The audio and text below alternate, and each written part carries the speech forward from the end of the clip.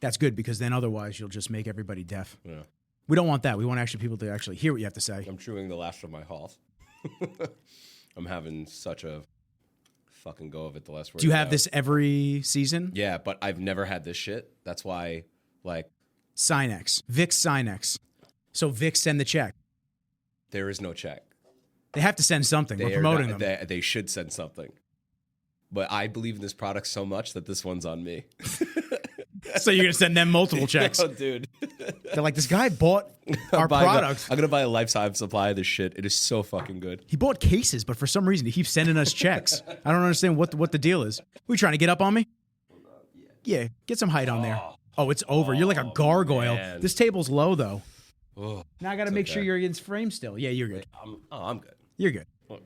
You're good. And look, and the magic, I was going to say, the magic of the mic is you could just move it around and do your thing. It's beautiful. I think I'm in frame. You're definitely in frame. Yeah, perfect. Yeah. We'll be able to cut beautiful clips of you. Better. So it's every allergy season you just get annihilated by allergies? Yeah, pretty much. My boy Tyler is exactly like that every season. Yeah, I get, swollen face, glands, all the above. All the stuff you want. Yeah, rubby eyes, all that shit. I'm pretty good in the different seasons. I'm like Kleenex's biggest customer. Really? For all the wrong reasons. Is it a combo deal, Kleenex and Lubriderm? It's not. No, just Kleenex. Just Kleenex. I'm getting my old man on, like at the point where I have to put tissues under my watch when I go out. No. I've been making fun of old people for doing that shit for ages, and like I just crossed the threshold. That's it. Yeah. There's no turning back once you start doing that. There is none. You're gonna be a handkerchief guy, aren't you? I am a handkerchief guy now.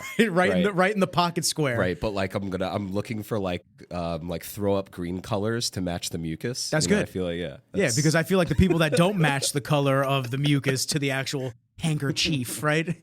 It just looks horrible. It is horrible. How are you feeling? I'm feeling good, man. I'm feeling good. Just first podcast back in a couple of weeks. I gotta start busting these down again, man. I do want to say, I do want to congratulate you for all of you listeners out there.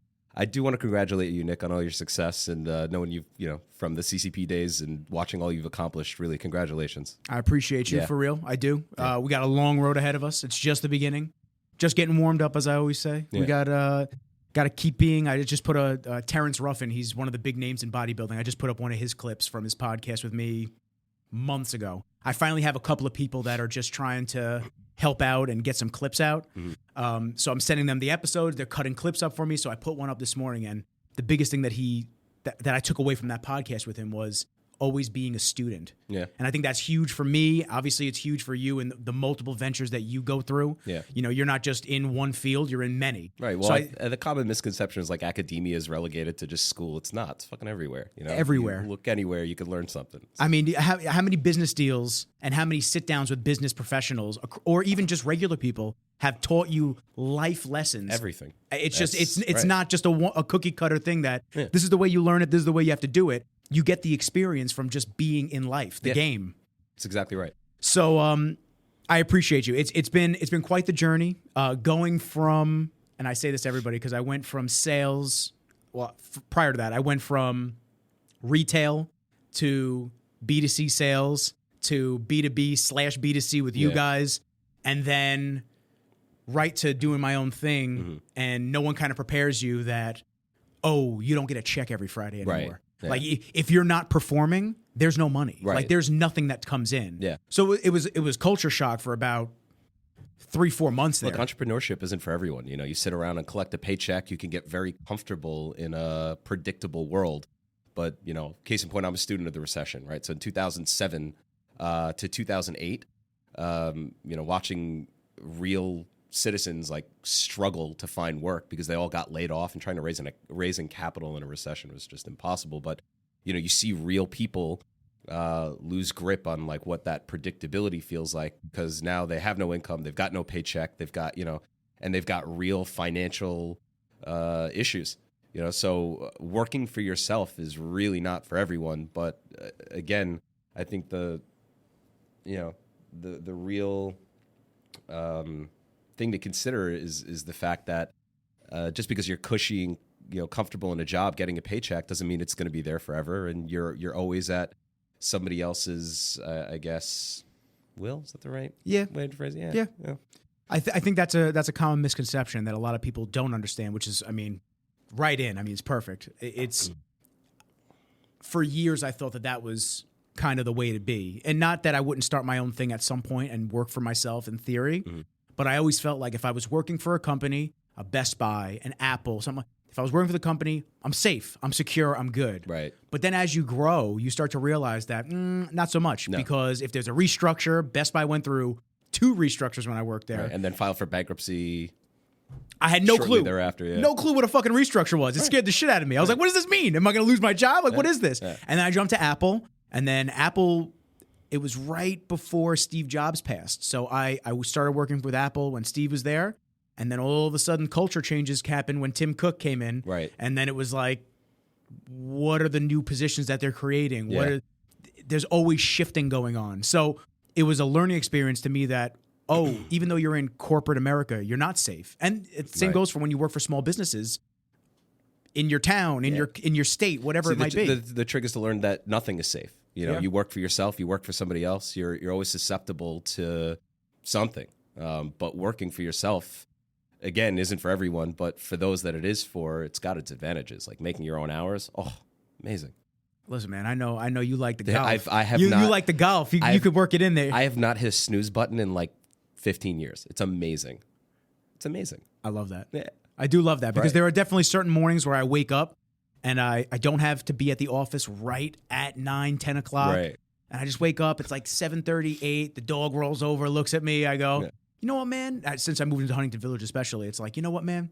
Let's go grab some coffee. Why not? Let's go on a nice hour walk. Appreciate life. Live in the moment a little bit. Exactly. Right. I walk all the way up to Prime with him, walk all the way back, get to see the scenery. Now that the leaves are changing, he's finally not dying 3 seconds into a walk from the heat because he's got a fur coat on constantly. Right. So it's just, it has its benefits and it has its negatives, just like anything in life. Yeah.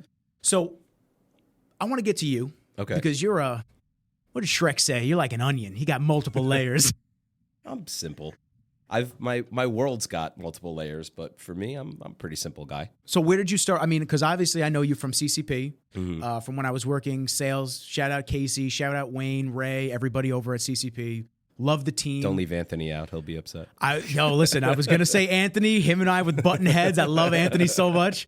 I tell Casey every now and then. I told them I was all coming here. They all send regards. Oh, you did? That's awesome. Yeah. I told Casey every now and then when I'm talking to him, I'll be like, yo, you ever miss me and Anthony just button heads in the bullpen, just like, going at each other? He'd be behind me, barking at me. I'd be yelling back at him. It's great. Yeah. Right. But prior to that, obviously, you've had multiple ventures that you've been through. And how you landed in CCP, I'd love to hear. And I'm sure everybody listening can gain some wisdom from your life. Yeah, I mean, my journey is a little different, and again, I apologize if I sound a little lethargic or nasally because 'tis the season. That's okay. I'll boost the gain up. You'll sound buttery. I hope I sound great, guys. So, no, truth be told, I got out of high school. I took a 1 semester of college, and I had to pay to go to class to realize that I wanted to get paid for an education I wanted versus pay for one that I didn't. And I've had every job known to man. I worked security. I worked for Carvel. I was a waiter. I was a busboy. I did it all, But that experience is of paramount importance when, I guess, in like your late teens, early 20s, you realize you want to be an entrepreneur. You want to be in business. And I didn't really have that, historical epiphany where, I want to be a fireman. I want to be a cop. I want to, whatever. There was no real one thing for me. I just knew that I wanted to be a baller. That was pretty much it. Like I just want to run shit. That was the extent of my, the makings of my entrepreneurial journey. So I got out of college. I co-developed an online marketing agency, Global Auto Sports, with my buddy Ariel Avenari. We literally started in his mother's basement, his parents' basement. Some Apple shit right there. Yeah, no, it was awesome. Straight out of Cupertino, right? And we literally were dialing for dollars. We're competing with like Cars.com, Auto Trader. And we called up private sellers to tell them, hey, we advertise to a more focused niche that's more likely to buy, a Bentley, or a Rolls Royce or something compared with like the average car sold, which is a Ford F-150 pickup truck. So you spend a couple bucks and be showcased on our site. And we did that for about a year and a half until we got out of the basement built an office with like 12 employees and, really started to crush it. Moved on from that to take a job in the document management world with a Xerox owned company. Had a couple months of success there. What was the need to switch? I don't mean to cut you off, but sometimes pivoting is interesting to hear about. It was more direction, like I kind of have no ceiling. I hate the idea. Like there's a comedian, Chad Daniels, one of his stand-ups, his son has a line where he's like, hey buddy, sky's the limit. And his son goes, I don't know why they say that when there are footprints on the moon. And that's the funniest thing I think I've ever heard. And it's also true, right? So factual. Yeah. So I've never really had a ceiling. So, it comes down, when it comes down to it, he and I didn't really butt heads as much as we had a difference of opinion of the company's future. And I wanted to move on. I wanted to learn more and do more. So when you say ceiling, do you mean not only financially, but also growth-wise for yourself? More, I would say with respect to that company, it was more operational, like what we're doing, how we're doing it, what markets are we reaching out to? Do we have to stay domestic versus become an international entity? All these things constantly drive me to want to grow and improve and impress, and or historically they did and still do. But I sidestepped because I did want to learn more. I wanted to be more and do more. And again, my chase wasn't limited to that of building a successful business. I wanted to be involved in businesses. And that's kind of where I had the idea of right around the time I took a job with a consulting firm as their managing director was when I started raising capital mid-recession and all day just watching CNBC and the calamity that was the downfall of our modern economy. I realized that I had cultivated a solid network of investors, VC firms, PE firms, angel investors, high net worth individuals. And there was just no deals getting done because nobody wanted to shell out a buck when the market lost 55% of its value overnight, So I kind of had that issue again with, let's call it a managerial difference of opinion, where the company I was working for told me, we want to hit these deals hard and we want investors to invest in these deals. And logic took over, and I was like, this is a terrible deal to invest in. This is, whether or not I can sell somebody on something, is it right? And I would contact the network of investors that I spoke to and say, hey, my company's calling me, telling me to call you, do this deal. Don't fucking do it. It's a terrible idea. And that's how you create real relationships, because at the end of that call, they're like, hey, Matt, next time you get a solid opportunity, you give me a buzz. And I'll go with you. I appreciate your honesty. I appreciate the transparency. And that's, kind of how I started in Innovative Venture Partners, cultivated a network of investors, and, just via word of mouth, started bringing a deal here, a deal there, fundraise here, fundraise there. And simultaneously, right around the time I met Ray Piskin from CCP Solutions. And, I told him I had come from the industry and I'm a cocky, arrogant little shit, but, hey, I'm a solid sales guy. I can do this in my sleep. Give me 6 months, and then I want to run the show. 2.5 months into my employ, he was like, here. And he gave me the retail business on a silver platter, and now we're one of the largest Kyocera dealers in the Northeast. I mean, you can't make it up. Yeah, it's fun. It's literally a numbers game, and you have the ability to ramp them up. Yeah.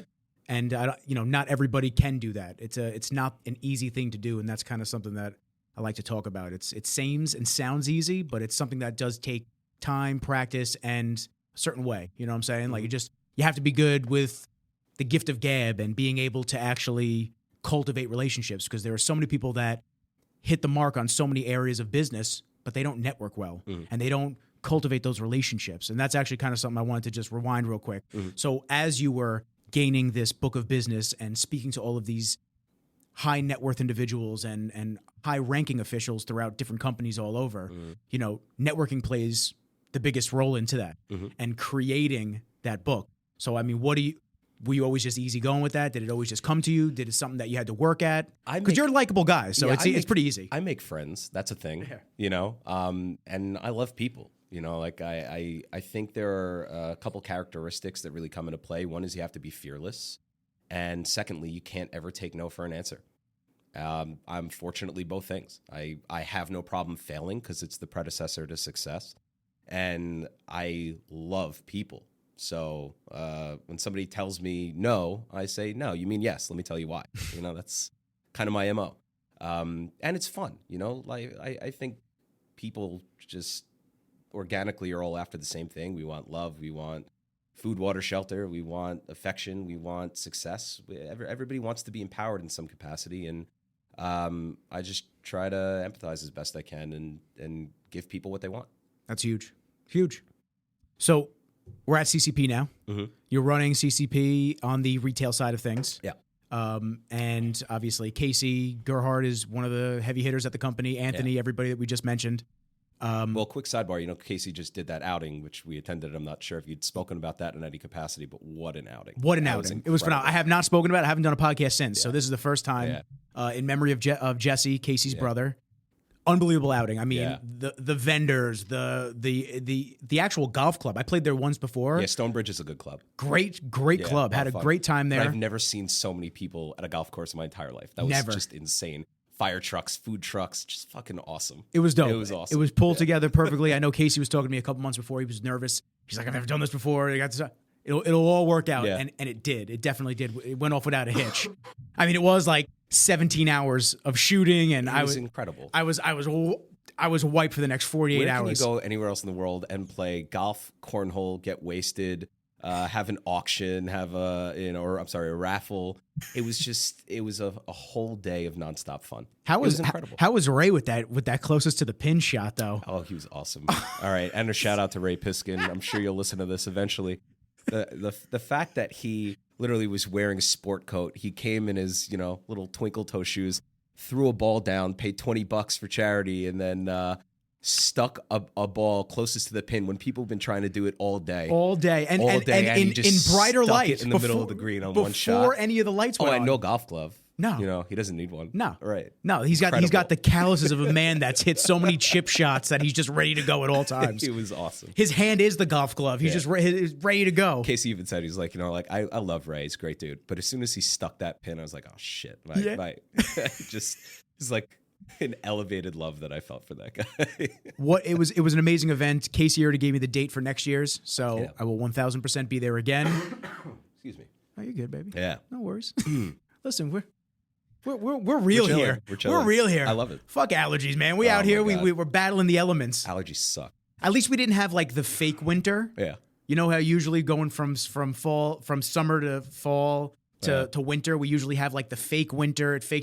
It kind of just went right in. It was like, okay, we're in fall now, and now it's kind of going, we're in winter. So it's funny. I was listening to one of your podcasts where you're talking about seasons and why you love Long Island and why you love New York.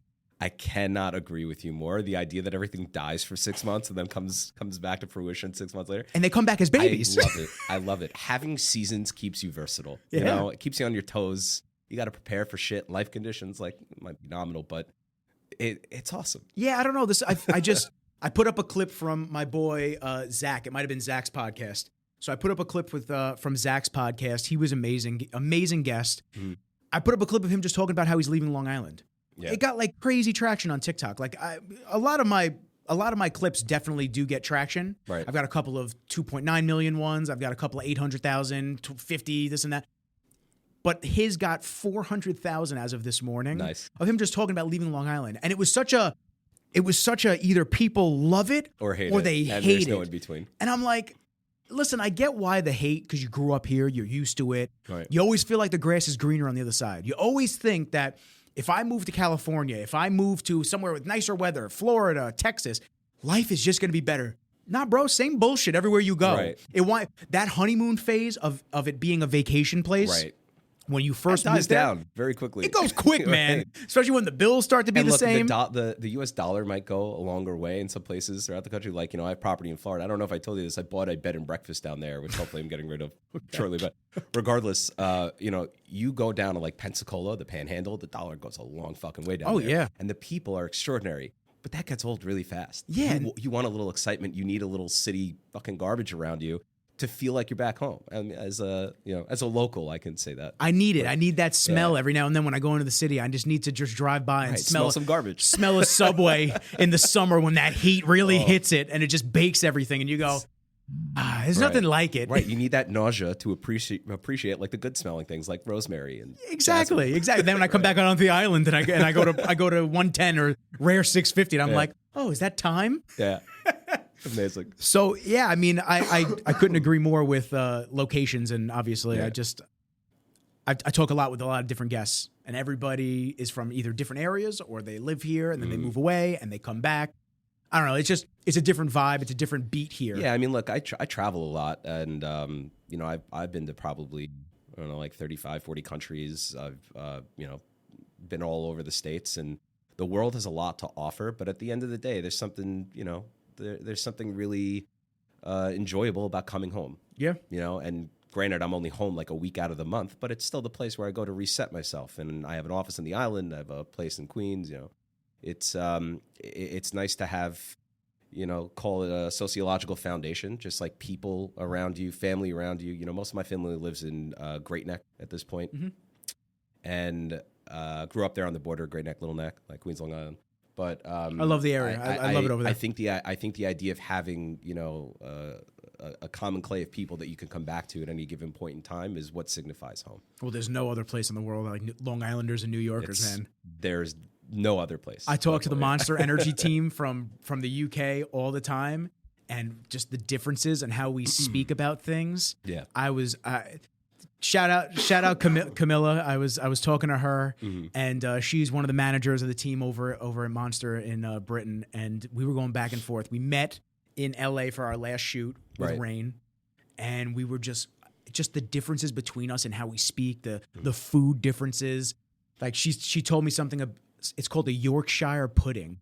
Now, first off, they made fun of me because I said Yorkshire, but it's called Yorkshire. Right. Yeah, so one of the girls, when I said Yorkshire, she goes, "Don't hurt yourself. It's called Yorkshire." So I'm like, "Oh, okay, relax. Everybody just chill out." Yeah. So we're going back and forth. She's like, "Oh, yeah, we make Yorkshire puddings." And I looked at her. I like looked up a message and I went, "You said you mean Yorkshire?" I went, "Well, yeah, well that." And I went, "What the fuck is a Yorkshire pudding?" So she starts telling me, and I said, "Oh, it's like a Pillsbury."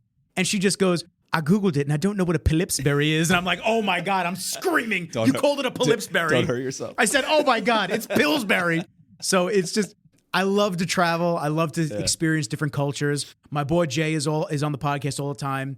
He's Caribbean descent, and I got a bunch of friends from Haiti, and everyone just got to hang out together, man. I feel like you don't get that anywhere else. Like you get maybe Miami, but it's mostly. Actually, we just did a trip to Miami, and I realized, and I simultaneously going to shout out Miami, but also shit on Miami. So anybody from Miami, go fuck yourself. All right, talk to the 304s. Let's go. Talk to the 304s. So, you know, I recently went there with my buddy Ben, and about a year and a half ago, and I realized that we met up with a couple of our boys, went to a couple great places, you know, a few rooftop dinners, this, that, and you know, socially what I find in the community is that everybody is so keen on flaunting what they have. Whether or not it's authentic, you know, like any asshole could go rent a Ferrari and drive around for a week, and like, yeah, maybe it's fun. I think it's more fun to take it around the track personally in Vegas and like, you know, you get your RPMs up. But I find that there's a severe lack of authenticity in people's character, and so we went to a bar and we started talking to the staff, talking to the bartender, and then all of a sudden we realized we're looking around and there are people gravitating towards us, and we can't really figure out why, but I guess what we had deduced was that it's simply because we were happy, we were having fun, we weren't trying to be anything that we weren't, and that seems to be unique for downtown Miami or South Beach, wherever we were.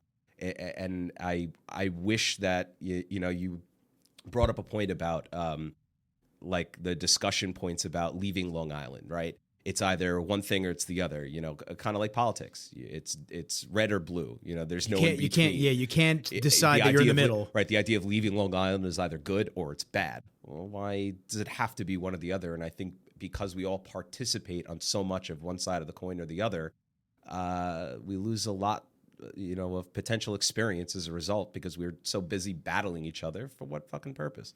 Who cares? If you want to go, go. Right. I literally did that as a response yesterday to a guy saying, you feel like you're trapped in Long Island. And I just said, I don't know what, because I hear that so often. I don't know what you feel like you're trapped in. Right. You can leave whenever. It's not that hard. Yeah.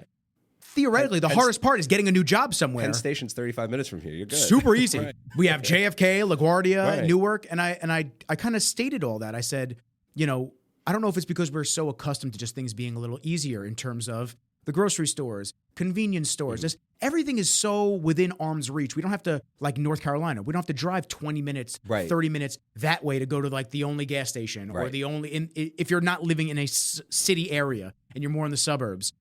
I just find that everything is just so accessible. We have the Hamptons, we have the North Fork, we've got Boston and all the cities up north, and we have the tri-state area. What else could you ask for? I've actually got a theory on this.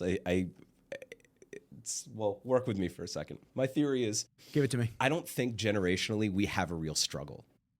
Our parents, faced the draft, World War II, or grandparents, World War I, et cetera. The Vietnam War, we don't have a real war, maybe a digital one brewing with, malware, ransomware, and shit that we need for cyber attacks. But I don't think we've got a real cultural war or struggle or anything that puts the rest of our lives in perspective. So we just bark at shit. And we find shit to complain about that isn't a real complaint. So what, you got to drive 20 miles for a gas station? Great, go drive your 20 miles and fill up on gas and appreciate you got a roof over your head, 3 meals a day. It should be that simple, but it's not. And we take to social media, we take to blogs and this and that. Everybody just wants to fight each other, and I can't for the life of me understand why. I think it has a lot to do with, I said this multiple times, I think this has a lot to do with the birth of social media and the birth of everyone having a voice that can be seen by millions if the right video goes viral. And then if a video goes viral, I think everybody, like, let's just say one person X has a video where they say, fuck 7-Eleven. I hate 7-Eleven. I can't stand it. Right. Great. Okay. Goes viral. Now they feel like, oh, people are listening. I got to participate. Everything, everything that annoys this person, any viewpoint that this person has, a moth flies by them. You know what? I really hate moths. It's on the internet now. It's so ridiculous. I need likes. I need it to be shared. Yeah. I need to have, I don't know if it's the recognition portion of it or the validation of people that don't have maybe good interpersonal social skills like we do, where they actually can speak to people in real life. And instead they just speak to this electronic device where they blast their message out and they don't actually have to have real interactions with people in person. Yeah. I don't know what it is, but societal social issues are on the rise. Yeah. People can't have eye contact. I said this with Jamal a bunch of times. Yeah. People can't look at each other and have a conversation. Right. They either shift or they look away or, I mean, listen, you interview people for numerous jobs all the time. You could probably tell me you speak with a wide range of people from all ages. Yeah. And you've probably seen both sides of the spectrum. Yeah.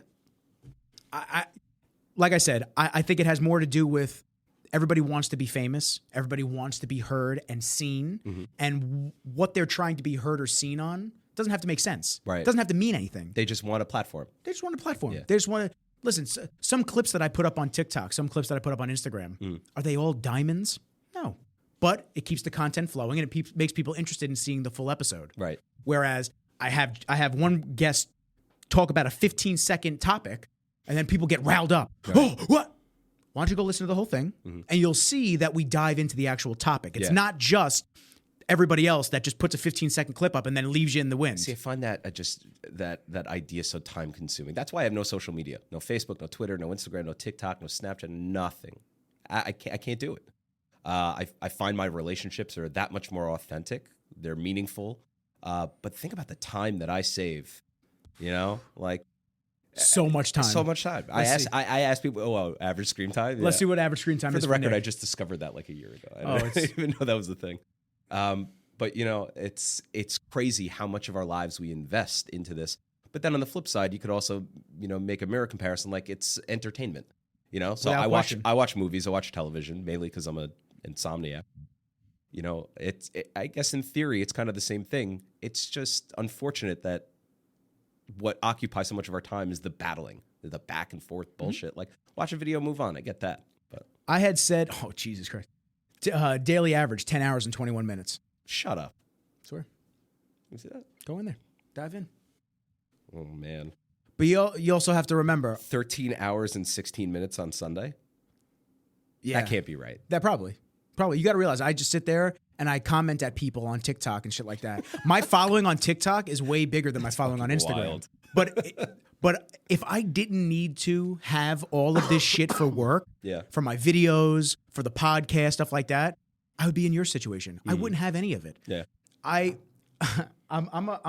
mean, mind you, that is your world, and I can understand that from a... that's the only reason. I mean, that's really the only reason I'm on it. From a capitalistic perspective, it makes total sense. I get business on them. I link up with I have tons of other videographers and friends that are constantly hitting me up and asking me questions about, advice, or they want to know something about a piece of gear, whatever it is.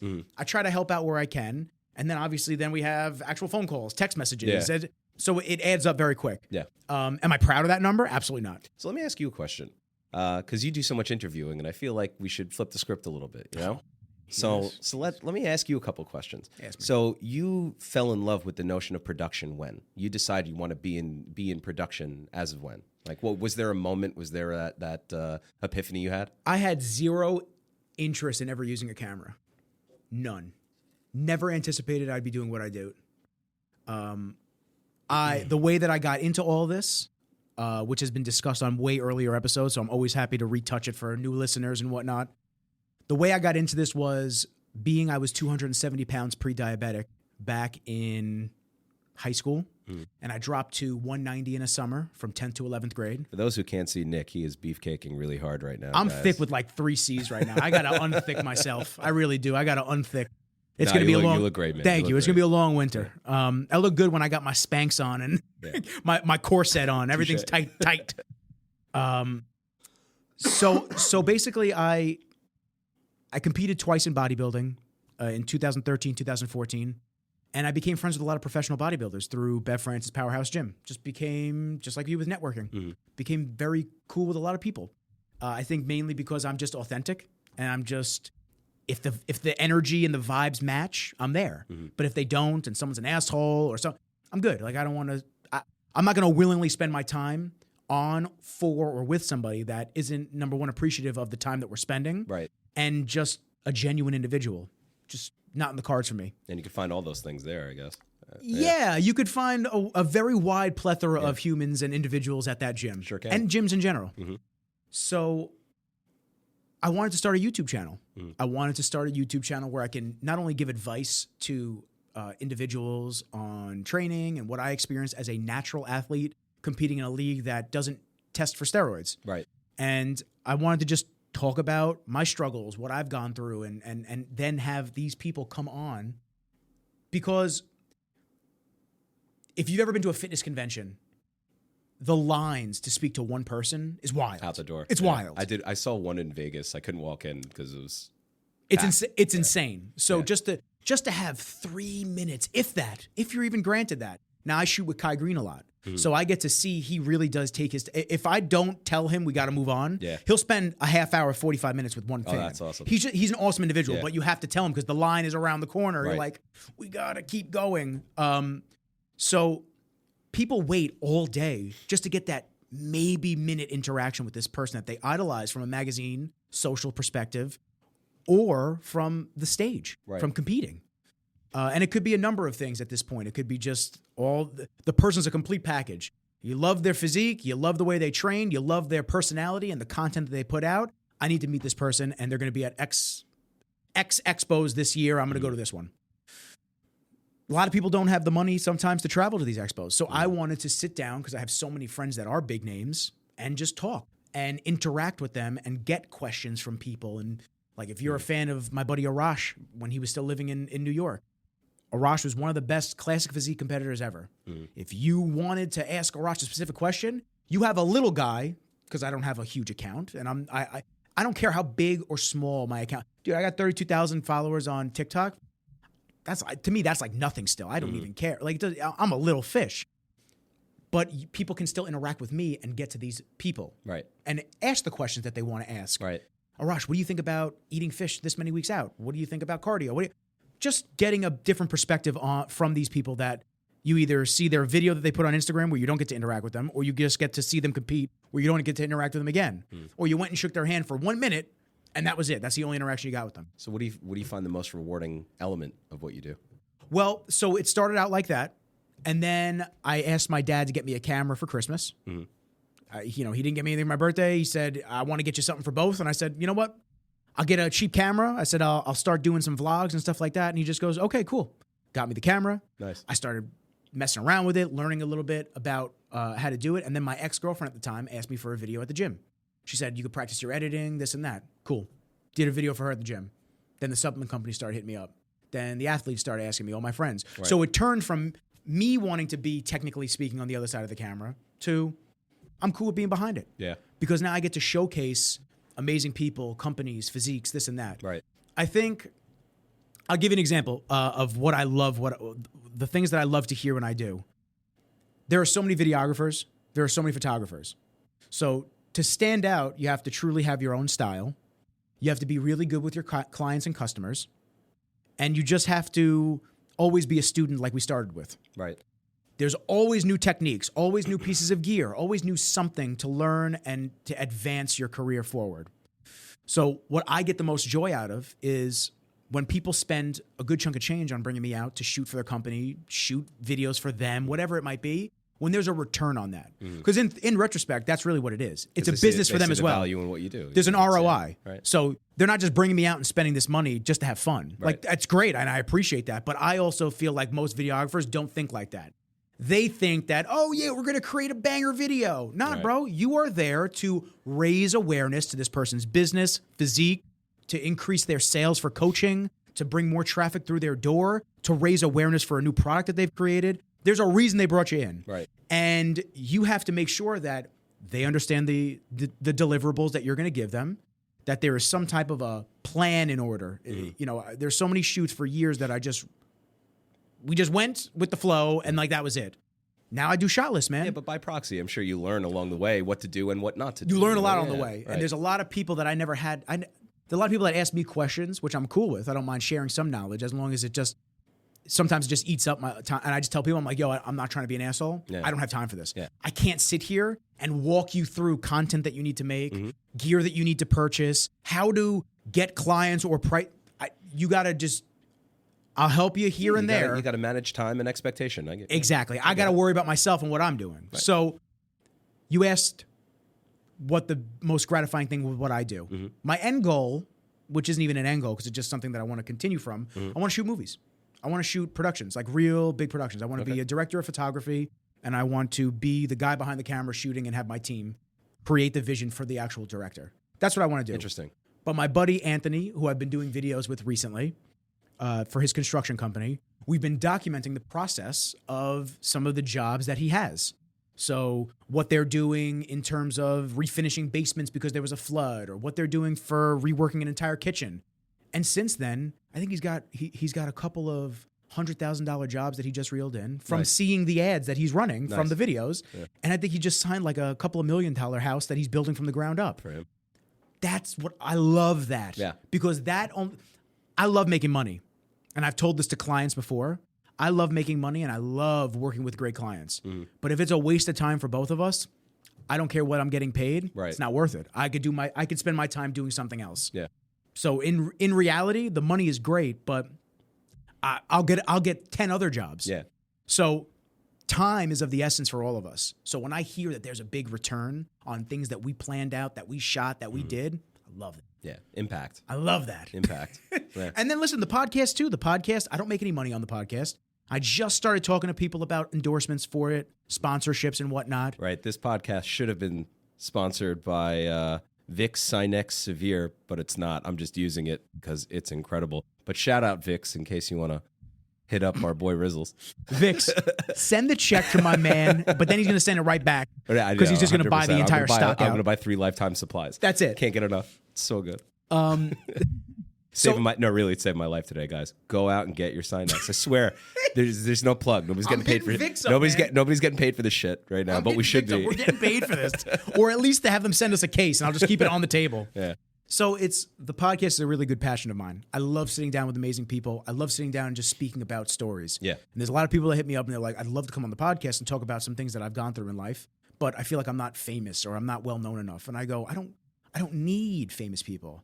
I don't want anybody that has millions of followers. That's not what I'm after. Yeah. I'm after authentic, genuine people I also feel like you could ultimately find maybe 1 or 2 people that are, whether or not they're avid listeners or just listening or tuning in, But I'm a big fan of impact, and movement. And I think you create a movement by getting one person to feel differently and feel more positive and impacted by your podcast and feel positive about their lives. And then they go out and they take that and they can teach a village.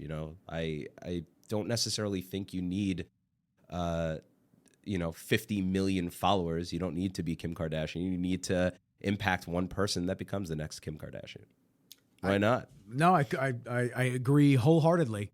And that's kind of what I've done with this and why I want to just continue amazing guests like you that have gone through so much throughout. Thanks, nah, for real, man. I ain't gassing you up and stroking the ego. I'm telling you, dude, it's just authentic individuals. It shows when someone, and luckily I haven't really had any people that aren't, because I got a good screening process. Mm-hmm.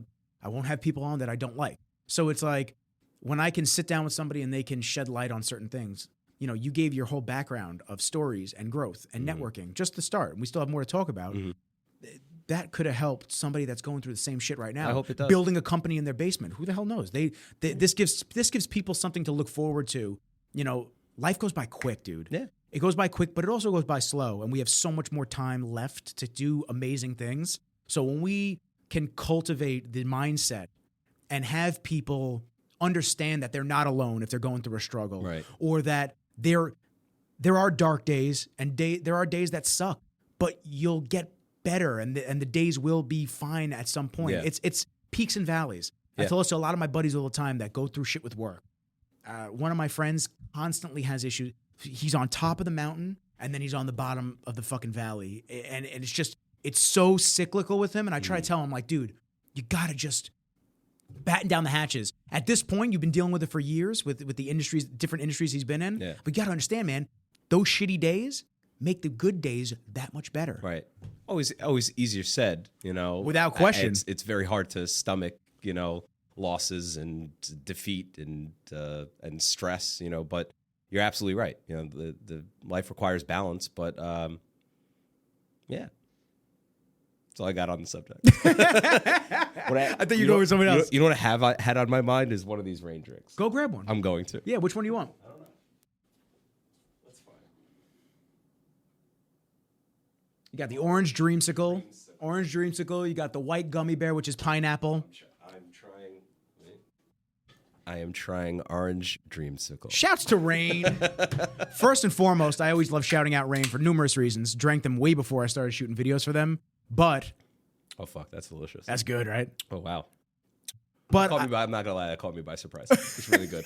I think I tried the gummy bear at the event, but I was completely sherbet at the outing. Oh, rainbow no. sherbet. I took a sip of white gummy, but was it gummy? No, bear? it was the White sherbet gummy? I gave you a sip of. Are you sure? No, whatever it was. Whatever it was, I was way too wasted. Yeah, and I kind of glossed over it, but this is fucking delicious. It's good stuff, man. Yeah. Listen, I love the boys over at Rain. They're awesome individuals, especially the fact that I just hit them up with charity events that I wind up being a part of, and they're like, "Sure, where do we send the drinks?" Like, they're just sick. They're just awesome. They're just good people, and I'm really glad that I got involved with them. So, shouts to Rain as usual. I appreciate them. Shouts to Rain. Hey, what's this called? Orange Dreamsicle. What a fucking name. Yeah, tastes like a dream. It does. That's fucking delicious. All right, so now the mixture of Vicks and Rain in your system is going to create a lot better. Oh, it's a podcasting monster. I mean, it's not going to help my child's bladder. I'm going to get up in 5 minutes, but that's fine. Oh, it's over. Once the caffeine hits you, that's it. It's over. Yeah. All this gym talk is making me realize I've gone 48 hours with allergies and haven't hit the gym, and now I'm starting to I'm kind of getting a little. Oh, you get the itch in the back of your head. You're just like, oh, I really got to go. Yeah, it's bad. I really got to go. It's shoulder day. I love that. Shoulders and traps. I love that for you. Yeah. I've been doing Squat-tober. Squat-tober. I've been doing Squat-tober. Sorinex Strength. They're an amazing strength and conditioning company. They make a lot of amazing equipment that's utilized at the collegiate level for racks and barbells and weights and just everything. They're a rogue competitor. Okay. But every October they do Squat-tober, and then they do Dead-cember for deadlifting in December. Nice. And so it's just. They team up with a company called Pen and Paper Strength app, I think it's called, and they basically just make strength and conditioning programs. Yeah. So I was doing great up until the middle of my back, and I don't even think it was from the squats. The middle of my back just decided it's a good time that we just don't feel well. So shit. I went to the chiro the other day. I went to Derlin. Everybody that listens religiously knows Derlin Castro. So I went to Derlin. He popped my ribs back in. My left rib cage it was just poking in. I've had that injury. Ooh, so he popped that back out. I wish he gave me a little bit more of an adjustment in the middle of my back because I definitely feel it still. Yeah. But I also got my man Scott, Savage Physique Doc or Physio Doc, whatever the hell his name is on Instagram. Scott's phenomenal. He'll work you for an hour and a half with his elbows digging into your scapula. Yeah. Oh, you feel like $1 million bucks. You know what the irony is? I don't like people touching my back. So I actually had a major back injury. I think I told you this, like back in the day. No. So I ruptured 2 discs in my lower back, L3 and 4 and 4 and 5, between L3 and 4 and 4. I have L5, S1 herniations. Yeah. So it actually took me 6 months to learn how to walk again. It was really rough. What was that from? So I was shrugging when I was 19 years old. I was about 235 pounds. I mean, I wasn't, I was jacked. I mean, no juice, no poison, none of that. So I would say, but it's no, really. I tried to do it naturally, and I was shrugging about 450 pounds, and I didn't even feel it at first. I go to the park to go talk to one of my buddies, and I turned my head, and I just collapsed, and I crawled to my shitty Scion XB at the time. I had a little toaster on wheels, and I drove myself to the ER, got the results, and then I went to. What did I go to? 2 orthopedic surgeons who gave me the same diagnosis. They're like, yeah, you have 2 discs that you ruptured in your back, and you gotta have surgery. And they both told me the same thing. You could either have the surgery to walk, but you'll never really be a full-fledged athlete again, or you could do nothing and you'll never walk right again. And I didn't like my options, so it took 6 months in bed to learn how to teach myself to walk, and I did it without any surgery. I'm back in the gym. I'm doing 2-a-days. I still play sports. I play basketball, tennis, all the above. How have you felt since? Amazing. Was no flare-ups, no issues, no nothing. I stay light on my toes. I work out 2.5 hours a day, about 4 or 5 days a week. Mixture of weightlifting, cardio, endurance, etc. But I feel amazing. That's good. Yeah. That's amazing. Right. I have L5, S1 herniations, and they absolutely destroyed me when I was 19 years old. I was getting crazy sciatic pain down both sides, radiating down both my legs. Mm-hmm. And then I wound up speaking at the age of 24. I wound up speaking to the doctor down in Florida that I'm very close with. If he comes up in December, he's actually the doctor that coached me after I dealt with the guru in the industry to compete. And he not only fed me, he had me looking like a tank. I mean, I was 190 pounds, just shredded, looking insane. And he told me, he's like, yo, you have to build up your glute, hamstring strength, and lower back strength, and that pain will go away. Yeah. He had me deadlifting like 3 times a week. He had me squatting, compound movements. Never looked or felt better in my life. Yeah. No pain in my back, no nothing. The kid was just a tank. I got to show him. Kid was a tank. Where is it? I was talking to him the other night. He's phenomenal, James. While you're searching that, I'm going to break. Break it off, baby. You got it. He goes child bladder. He's awesome. Hello, governor. What flavor? You know what? I'm going to grab a gummy bear. I haven't had one in a man long. Gummy bear. White gummy bear. The boys at Rain. This is a great setup. I love it, man. Just wait until the next studio, bro, when I get to actually paint the walls the color that I want. And it's going to be awesome. I have a bunch of canvases, motivational canvases that I purchased because I thought I was getting a larger space in Huntington. Yeah. And the guy wound up being an asshole. And that wasn't a... no bueno. No, it wasn't good. That's what he had me looking at 190. Oh, shit. Yeah, dude. That was from an off season. So we did a proper... Yeah, we did a proper... recomp. You got veins coming out the shoulder. Yeah, that was off season, dude. Striations. Yeah, that was off season. Yeah. So he had me looking like a tank naturally. Yeah. So I need to get back to that by next summer. I had no idea you were that large. Oh yeah. No, I look larger than that. Good for you, bro. And then this is what that's what he had me looking like 6 weeks out. 6 weeks out from the show. After the fact. Wow. Yeah, had me killing it. I was 168 pounds there. What were you eating? Honestly, very flexible. He had me doing something like, I think I was doing like 45 minutes of cardio a week. That's it. All food. He was killing. That's crazy. No, he was unbelievable to work with. See, my diet is shit. I eat whatever I want, but I work out like a maniac, so I kind of burn it all off. But Imagine if you didn't eat everything in sight. well, you remember my diet. Like for breakfast, I would get like an egg sandwich and like a Snickers or M&Ms, and for lunch it would be like crumb cake from Kenya's around the corner or whatever. I can't stop eating shit. I love it. I mean, it's delicious. That's the ironic thing in life is like the best tasting things are the worst for you. The absolute worst for you. And that's the balance. It's important. Yeah, I mean, if I had it my way, I'd just be slamming down Sour Patch Kids all day. It'd be amazing. Oh yeah, You look like shit. Oh, look like absolute garbage. There was the last couple of weeks. I think I consumed alcohol every single night, and I could tell. Yeah. Like I looked it, I was like, I gotta slow down. So when you were in the office with like 2018, 2019, I was probably drinking like a bottle of scotch a day, Basically, like yeah. that. You always had one in the office. I have now since limited myself to maybe getting drunk only 2 days a week. So in 2019 turn of the year, 2020, I decided to start doing 2 days because I wanted to train for an Ironman, which I can't compete in, unfortunately, because my knee is just busted. So I'm going to have another orthoscopic surgery probably in like the month or two ahead. But I physically feel so much better. Oh, I'm sure. Running an hour a day, lifting an hour, 15 hour, 30 a day. I mean, even with the shitty diet or lack thereof, I feel incredible. It plays There's something to be said about physical fitness and how it amplifies and emphasizes all the other things in your life. It really feels great. Well, I mean, think about all the most successful people in the world. Yeah. I guess besides Warren Buffett. Right. And Bill Gates. I feel like their fitness routine isn't really that impeccable. I mean, Buffett eats cheeseburgers and drinks a Coke for breakfast. So every morning. How fit can the guy be? Not very. Maybe that the inside's probably rotten in and out. It's not great.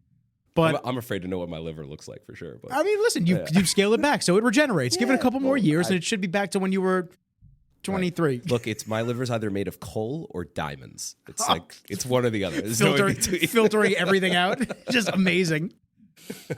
I was doing great. Squattober, doing great. Nice. I got to go to, more than likely, I think it's like 99% sure. I always say, because unless I get the tickets, I don't say I'm actually going, but I got Dubai next week, so nice. I hope I get to train at O2 Gym. You know what I'm going to ask you to do then? I'm going to ask you to upload a video to DareYou for Squattober for Stacey's Warriors, and we'll talk about that in a minute. But I want you to get a couple people to start uploading videos to DareYou for it. It's on the App Store. If you can create a challenge or a dare called Squattober, I will participate in it. I'm going to blur my face, obviously, because I hate my face. It's DareYou? That's correct. Cool. Got it. Yeah. Boom. It's a fun one. Couple years in the making, but we're getting there. Downloading. So why don't we jump into that? So this is the newest venture. One of the newest I would say ventures. the newest, but definitely one of the newest newer ventures that are coming to fruition now. Yeah. So why don't you break it dound for me? How'd you get involved with it? How'd you get started? It's pretty simple, actually. I saw the ALS Ice Bucket Challenge and I was blown away. The engine that exists through 6 degrees of separation, where any challengee or challenger said, I challenge you, and you to do this. And then all of a sudden 3 people becomes 9 people, becomes 27 and 81, and so on and so forth. That 6 degrees separation mentality is something that I wanted to bottle into a digital application. And the original iteration was called Aware. So the company that owns DareYou is one of my firms, Aware Project LLC. And I love the idea of creating a platform where people can facilitate challenges directly on their phone. You could select contacts from your contact list within your peer group and then dare challenge them to do something directly. But I didn't like 2 things about the ALS Ice Bucket Challenge. Number 1, it was relegated to just the ALS Ice Bucket Challenge. And secondly, there are do-gooders out there, which I'm passionate about the whole do-gooder community that want to bring, eyes and an audience to a cause, but that also actually donate time and money to that cause. I had friends from back in the day who were like, yeah, I'm doing the ALS Ice Bucket Challenge and I'm donating $5,000. Fuck, you don't have $500 to your name. I know you're full of shit. So separating the herd of real do-gooders versus, people who are just looking for social notoriety was of significant importance to me. And I wanted to create something that brought eyes and ears to a real good, do-gooder universe, and that's what we've attempted to create. So what's interesting is, you think about like TikTok historically. If you create a dare or a challenge, YouTube, TikTok, whatever your platform you're using, you don't really get notoriety as the creator of a dare or challenge. Yeah, you never know who started the actual thing. In this case, you do. So we're trying to bring some notoriety to, people who are influential and utilizing our platform to create something that's going to have a dramatic impact financially and, financially and bring eyes to a charity, a platform, a cause, what have you. And so I wanted the DareYou app to encompass any and all challenges and challengers and challengees and not be limited to one charity or one cause. And so we're essentially, a free-range platform that's taken all comers. Cool. That's pretty much it. So now, can you integrate the actual charities inside the app? Yes, that's what we're doing now. Okay, so would it be for instance, GoFundMe or? Well, so for instance, like this past Sunday was the breast cancer walk at Jones Beach, and we teamed up with Stacy from Stacy's Warriors, who's in partnership with Sloan Kettering. So for the breast cancer walk, we had some T-shirts made with QR codes, DareYou, Stacy's Warriors, co-branded, etc. And one thing that picked up really quickly was like the marshmallow challenge. A bunch of people shoving marshmallows in their face. How many can you get in? And the cause being Stacy's Warriors. We raised like $2,000 in a couple hours. It was awesome. We talking about mini marshmallows. We're talking about real marshmallows. No, real size marshmallows. They're like those megalodons.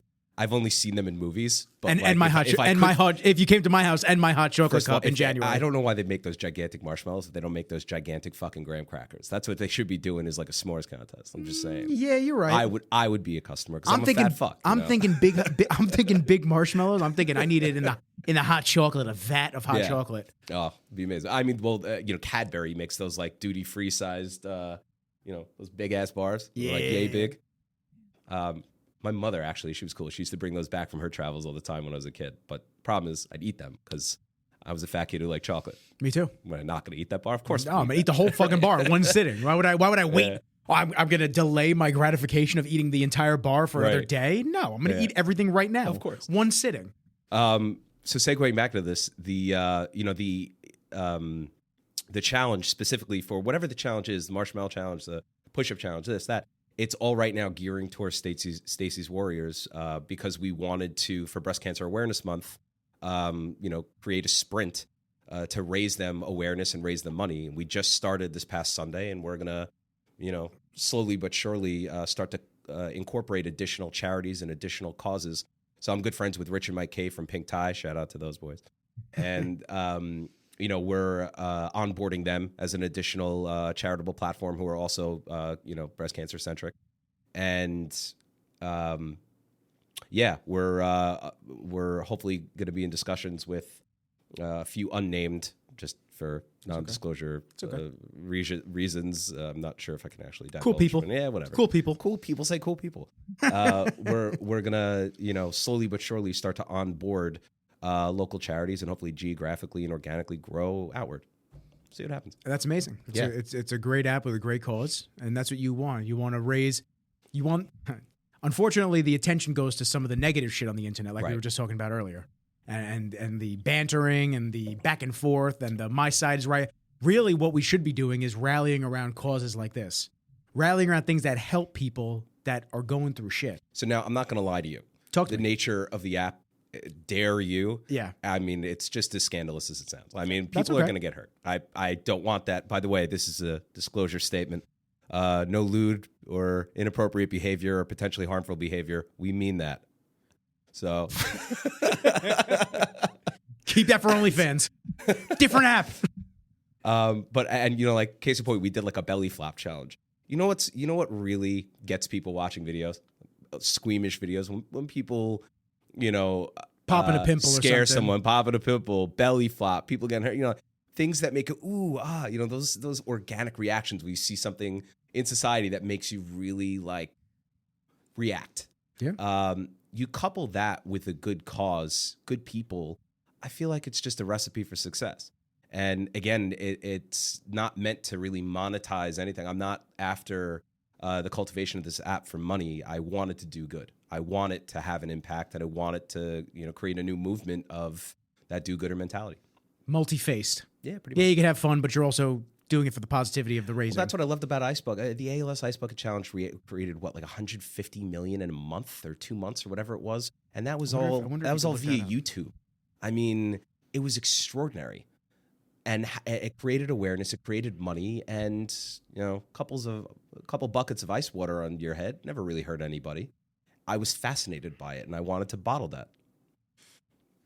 How much did ALS Ice Bucket raise? More than 115 million was raised. 115 million was raised with the trend.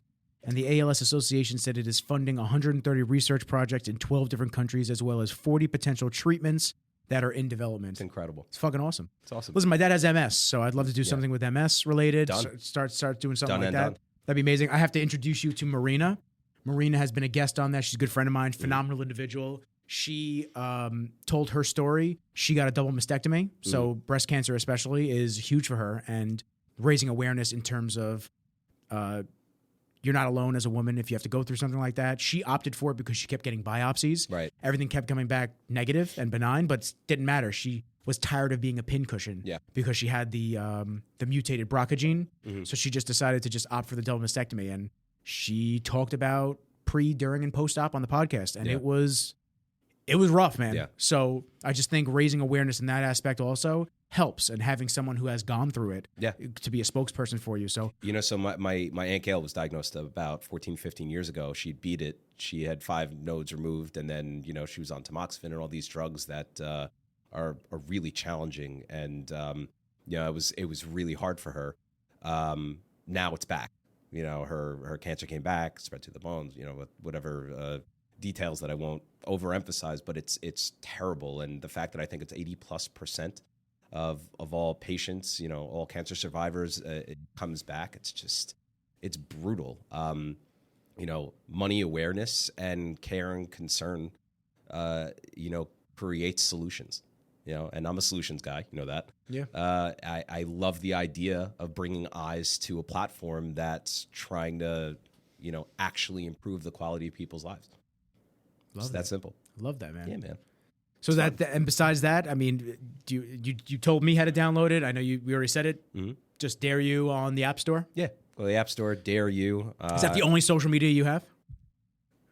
So I have a page, but my face isn't on it. Like I have a profile, but I can't. I'm gonna take your face is gonna be all over the internet after this. That's it. If people are looking for you, they know where to find you now. I demand this be blurred. Oh, never. There's no Gaussian blurs on this one. There's no going back from this. No, that's it. And I'm gonna take a picture of you before you leave, so it's over for you. I'm gonna have a picture of you up there. Be like, I'm trying to click on this. You have a face for TV. I don't. I don't translate well. Let me slim out. Let me negate 10 pounds, and then this face will come back, and I'll get a little bone structure. So Wayne's daughter, Paige Piskin, who did the shout out to Paige Piskin. What's up? She cultivated like over 1 million followers overnight with the not the skins, the filters, right? Those Instagram filters. I need one of her filters. If you can give me some rouge over here, it's fucking all right, maybe. I'll color grade you. Great. I'll just put a clown. I'll put a what is it? What's his name? Krusty? No, classic clown. The guy from It. Joaquin Phoenix. I'll put the Joaquin Phoenix amazing. Joker makeup on you. Yeah, is he interviewing the Joker? That's fucking amazing. Crazy. He's like, and you're just sitting there. DareYou. Right. What? I'm lazy when it comes to accessorizing. Like case in point, for last Halloween, somebody convinced me to dress up. They're like, you need to dress up for this party. You know what I went to the party as? The Big Lebowski. So That's I literally fantastic. just threw on a cardigan and was I drinking White White Russians. Done. But I didn't change anything about my physical appearance. I am the same exact way for Halloween. Right. It's not that I don't like Halloween. I just I can't be bothered to participate in getting a costume and dressing up and figuring it out. I have too many friends that they're all about it. Yeah. Every year, I can't. I just ordered my costume. This and that. It's like, dude, you're a grown ass man. Mm-hmm. So I just go every year as either a Best Buy associate or an Apple associate because I have my old shirts. Yeah. So I switch off. I think I was an Apple associate last year, so I'm going back as a Best Buy. I got my polo. Done. Sold. I can't do dress up. I actually tomorrow night have to wear a tux. It's the Ohika Castle LIE gala tomorrow at I think 5:30. and they mandate you wear a tuxedo. And the only way I can gain access is if I wear a tux. I mean, that's not true because I know Gary from Mohica. He's a good I know guy. Gary too. Yeah, and I could always just pop on in. But if I really want to sit down at this dinner, I need to wear a tux. I think I'm going to do it. I'm actually going to do it. My buddy wears sweats that look like dress pants to work amazing. all day. So you could probably just get a sweatsuit that looks like a tux as long as no one touches you. That's an amazing invention. Yeah, we should do that. I'm in. Just like that. Quick story before we disband. Yeah. Gary, I was there for a meeting at Mohica a while ago, and he invites people onto his private patio every now and then to come smoke cigars and hang out. So we invited our group. My mom knows Gary well as well, and we went onto the patio. He comes down with literally a bag of cigars, and he just dumps them on the table, and he goes, "Have at it." I went, "Well, which one is the one you recommend?" He goes, "No." He goes, "I just smoke them." Like, what? He has no idea. Gary's a good guy. He's a very good guy. Such a sweet guy. Yeah. Good times. So listen, Matt, I appreciate you, brother. Thanks for having me. Dude, good times. Next time you got to bring friends. We're going to have even bigger party. No Vic, so we'll have to find another sponsor for the next podcast. We can go back back to Rain. Yeah. We go right back to Rain. It's a co-sponsored event on this one. Hey, before we sign off, I do have a question for you. Do you have any other projects that you're working on that we can build some general awareness for, that we can throw into the portfolio, that we can help you out with? What are you working on? I don't want to leave this podcast without, or this recording, whatever. I don't know what the phraseology is. Fuck you. Podcast. Fuck you. So I don't want to leave this table and this microphone until we bring some awareness to your world. What's going on, Nick? You know what? It's just I got a lot of client work. I don't have any passion projects that I'm running right this second. Okay. I'm probably gonna, in the next 6 months, I would like to do something in terms of submitting something to Sundance. Yeah. What that is, I don't know. If it's going to be like a biopic for bodybuilders, if it's in the fitness world, maybe the dark side that they don't talk about. Or I've also done, I do a lot of work with this dude Popo, very, very well-known guy from China, tattoo artist, phenomenal. I need a new tattoo artist. I will give you his desperately. I will give you his information. Right. He's phenomenal. So my last 3 fled the country, went to jail, and something I don't know. But Yeah, I need a guy. I got you. Does he make house calls? He might. He might make house calls. I can definitely ask him. I'm coming. Popo's coming on the podcast. We're gonna do some stuff. So you know what? I think I've been so focused on my client work, my retainer clients, just monthly clients that I have right now, the podcast. I think just in terms of what you guys can help me out with, it's not even on the video side because, obviously we'll network, and if there's people that need video content, you have me and this and that. But I think just getting more amazing guests for the podcast. You have a big network. Done. I think just raising awareness and getting topics that people can learn and grow from. I think that's the biggest thing for me. I mean, I love what you do. I really do. I didn't have enough time to listen to them all, but I listened to a handful of your podcasts, and they're the episodes, and they're terrific. I appreciate it, dude. You guys talk about real shit, and I think it's impactful. I appreciate the hell out of that. So, for real. It just I want to be genuine. I just want to be authentic. And I did 60 episodes with another buddy of mine. We had a podcast together. That ran for about a year and a half, almost 2 years. And then we disbanded that. Then I did 11 episodes with my buddy Tyler. Okay. We disbanded that. And then I had a couple other people that said they wanted to start something with me. And I just said, I'm not going to do another show that I'm joined with somebody else. And then if it falls apart, I have to start a whole new show. I said, I'm just going to do my show. And if you guys want to come on as regular guests, we're more than happy to do segments. I can keep you busy with some really intriguing people for a while. About 10, 12 names come to mind immediately. I will send them your way. 1,000%. Done. Sold. Yeah. Anyway, big Matt Vogel, I appreciate you for Thanks, real. Brother. Appreciate you. Thank you for stopping by. Thank you for gracing me with your presence. Thanks for the rain. Oh, please. We got a full fridge of them. As many as you would like. And this is episode 38. I didn't put Doesn't matter. Make it up. Whatever episode. It's an important one with great stuff. Make sure you tag me when you download DareYou and you start talking and challenging all your friends for hopefully good things. Yeah. But if not, it's okay. We'll accept that side too. You know what I really want to do? I actually do have a challenge for you. Next month, we're going to go donate blood. Oh. Are you squeamish? I need to donate blood to get this iron out of me, but I'm so afraid of needles. Oh, perfect. That's why it's going to be a hit. Want to. That's why it's going to be a hit. That's why it's going to be a hit. Don't make me pass out. The month of November, we're going to donate blood. Okay, fine. Both of us. I'll even do it with you, but I'm going to blur my face. But your whole face is out there now. Shit. All right, so so November we'll figure it out. I gotta get back from Dubai. We got couple of clients. I got to get my surgery, which I'll talk to you about again, which I told you last time, which everybody knows anyway. But anyway, on that note, appreciate y'all. Thanks for having me. Peace. Ciao.